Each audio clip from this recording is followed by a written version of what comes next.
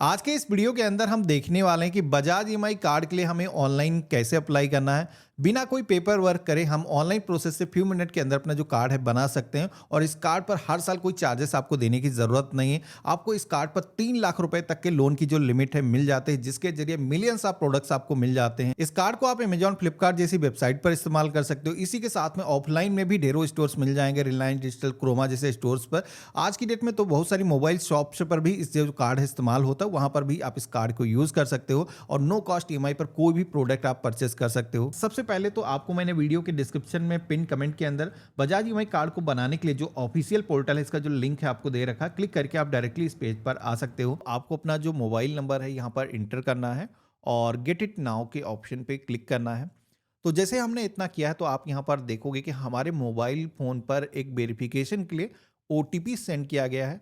तो ये जो कोड है आप इंटर करोगे, सबमिट के ऑप्शन पे क्लिक करोगे, देन आप सभी के सामने एक छोटा सा पॉपअप आएगा जहां पर आपको अपना जो नेम है जिस तरीके से आपके पैन कार्ड पर है सेम वैसे दर्ज करना है। यहाँ पर आपको दो ऑप्शन मिलेंगे फॉर्म को फिल करने के लिए। एक तो मिलता है ऑटो वाला, जहां पर अगर आपने इससे पहले कोई क्रेडिट कार्ड बनवाया है, कहीं पे भी आपने अपनी डिटेल शेयर करी है, तो वहां से ऑटोमेटिक आपकी इन्फॉर्मेशन को फेच कर लिया जाएगा। यहाँ पर मैं मैनुअल वाले ऑप्शन पे क्लिक करता हूँ क्योंकि ये आसान है, उसमें कई बार एरर आता है। तो हमने मैनुअल वाले ऑप्शन पे क्लिक किया है, देन हमारे सामने एक छोटा सा फॉर्म आया है। अब यहाँ पर मेल फीमेल जो भी जेंडर है सिलेक्शन करना है, अपनी जो डेट ऑफ बर्थ है इस कैलेंडर के ऑप्शन पे क्लिक करके ईयर, मंथ और डेट को चूज करना है। इसके बाद में आप सभी को अपना जो पैन नंबर यहाँ पर इंटर करना है। अब आप देखोगे कि पहले यहाँ पर पैन नंबर मैंडेटरी होता था, लेकिन अभी आप देखोगे कि ऑप्शनल है। अगर आपके पास में पैन कार्ड नहीं है तभी आप इस कार्ड को बना पाओगे। यहाँ पर मैंने पैन नंबर अपना इंटर कर दिया है। अब आप सभी से यहाँ पर पूछा जाता है ऑक्यूपेशन के बारे में। आप एक सैलरीड पर्सन हो या फिर सेल्फ एम्प्लॉयड हो, खुद का आप काम करते हो, तो आपके केस में जो भी एप्लीकेबल है यहाँ पर आपको सिलेक्शन करना है। इसके बाद में आपका जो करंट रेजिडेंस एड्रेस है, आपके एरिया का जो पिन कोड है आपको इंटर करना है। टर्म एंड कंडीशंस को एक्सेप्ट करने के लिए इन दोनों ही ऑप्शन पे क्लिक करना है। कंटिन्यू के ऑप्शन पे क्लिक करना है। अब आप देखोगे कि हमारे सामने हमारी जो एलिजिबिलिटी है वो तय होकर के आ चुकी है। ये जो कार्ड है हम पा सकते हैं। यहाँ पर हमें जितनी लिमिट मिली है, मेरे केस में आप देखोगे कि 40,000 रुपए की लिमिट मुझे दी जा रही है। अब ये जो कार्ड है मैं जिनका बना रहा हूँ, मेरा कार्ड पहले ही बना हुआ है, मैं यहाँ पर दूसरा कार्ड अप्लाई कर रहा हूँ, तो आप देखोगे कि इनके पास में इससे पहले कोई भी क्रेडिट कार्ड नहीं है किसी भी बैंक का। तब भी आप देखोगे कि यहाँ पर 40,000 रुपए का जो लिमिट है इनको मिल रहा है। अब यहाँ पर 40,000 रुपए की लिमिट आपको मिलती है। इसके बाद में अगर आप कार्ड को सही तरीके से यूज करते हो, टाइमली अपना पेमेंट करते हो, तो यहाँ पर आपके कार्ड की जो लिमिट है वो इन्हेंस हो जाती है बाद में भी। तो यहाँ पर ये जो कार्ड है आप देखोगे कि पूरी तरीके से पेपरलेस प्रोसेस से बन जाएगा। कोई भी फिजिकल वेरिफिकेशन की ज़रूरत नहीं है। मिलियंस ऑफ प्रोडक्ट्स मिल जाते हैं जो कि आप ऑनलाइन या फिर ऑफलाइन परचेस कर सकते हो। बजाज ईएमआई का खुद का पोर्टल भी है जहां से भी आप कोई भी प्रोडक्ट परचेस कर सकते हो। तो हम यहाँ पर इस कार्ड को बनाने के लिए कंटिन्यू के ऑप्शन पे क्लिक करेंगे, देन हमारे सामने सी केवाईसी करने का कुछ इस तरीके का इंटरफेस आएगा। यहाँ पर आपको ओटीपी के जरिए ऑथेंटिकेशन करना है। तो डिजिटल तरीके से आपकी जो रिकॉर्ड है वो आधार के यहाँ पर फेच होकर के आ जाएंगे। हमने यहाँ पर सबमिट किया है। तो यहाँ पर ये जो इन्फॉर्मेशन है, जैसे कि आप देखोगे हमारा जो करंट एड्रेस है जो कि हमारे आधार पर था वो यहाँ पर फेच होकर के आ चुका है। अब इन केस ऐसा हो सकता है कि आधार का जो एड्रेस है वो आपका चेंज हो चुका है, आप अभी किसी दूसरी लोकेशन में रह रहे हो, कार्ड आप किसी दूसरी लोकेशन में डिलीवर कराना चाहते हो, तो यहाँ पर आपको ऑप्शन मिलता है no my current address has been changed वाला। तो इस ऑप्शन पे क्लिक करके आप मैनुअली अपना जो एड्रेस है वो इंटर कर सकते हो। फिर आपका जो आधार वाला एड्रेस है वो परमानेंट एड्रेस हो जाएगा और करेंट एड्रेस आप खुद से ही ऐड कर पाओगे। मेरे केस में सेम ही है। तो हम यहाँ पर कंफर्म एड्रेस के ऑप्शन पे क्लिक करेंगे तो इस तरीके से आप देखोगे कि हमारा जो केवाईसी वेरिफिकेशन है वो सक्सेसफुली हो चुका है। अब केवाईसी वेरिफिकेशन के बाद में आप सभी के सामने एक पेमेंट करने का ऑप्शन आएगा। अब इस कार्ड को बनाने के लिए 530 रुपीज़ का जो फीस है वो पेमेंट करना होता है। ये वन टाइम आपको पेमेंट करना है, कोई भी एनुअल चार्ज नहीं है। और ये जो चार्जेस लग रहे हैं वो भी एक तरीके से वेव ऑफ कर सकते हो। मैं आपको बताता हूँ, जैसे कि आप देखोगे कई सारे प्रोमो कोड यहाँ पर दिख रहे हैं। व्यू ऑल के ऑप्शन पे क्लिक करोगे तो कई सारे प्रोमो कोड आपको यहाँ पर दिख जाते हैं जिनको आप अप्लाई कर सकते हो। जैसे कि आप देखोगे कि फर्स्ट टाइम इन स्टोर अगर आप ट्रांजैक्शन करते हो कार्ड के बनने के 15 दिनों के अंदर, तो आप 1,000 रुपये का जो कैशबैक है इस कार्ड पर पा सकते हो। तो एक तरीके से जो 530 रुपीज़ आप फीस का पेमेंट कर रहे हो वो आपकी वेव ऑफ हो जाएगी। इसी के साथ में ढेरों प्रोमो कोड यहाँ पर मिल जाते हैं। तो जो भी प्रोमो कोड आपको पसंद आता है, जैसे कि इंस्टेंट डिस्काउंट लेना है, तो ये वाला जो वाउचर है आप अप्लाई करोगे तो यहाँ पर आप देखोगे कि 50 रुपीज़ जो फीस अभी लगने वाली है उसमें से माइनस हो जाएंगे। अब यहाँ पर ये जो पेमेंट है करने के लिए 3 मेथड दिए गए हैं, UPI, debit card, credit card. तो जिसके माध्यम से भी आपको पेमेंट करना है आप सिलेक्शन करोगे। आज की डेट में यूपीआई के जरिए पेमेंट करना आसान है, तो हमने यहाँ पर सिलेक्शन किया है। अपनी जो गूगल पे, फोन पे की यूपीआई आईडी है हम यहाँ पर एंटर करेंगे और पे के ऑप्शन पे क्लिक करेंगे। तो अब आपके मोबाइल एप्लीकेशन के अंदर एक नोटिफिकेशन आएगा पेमेंट को अप्रूव करने के लिए।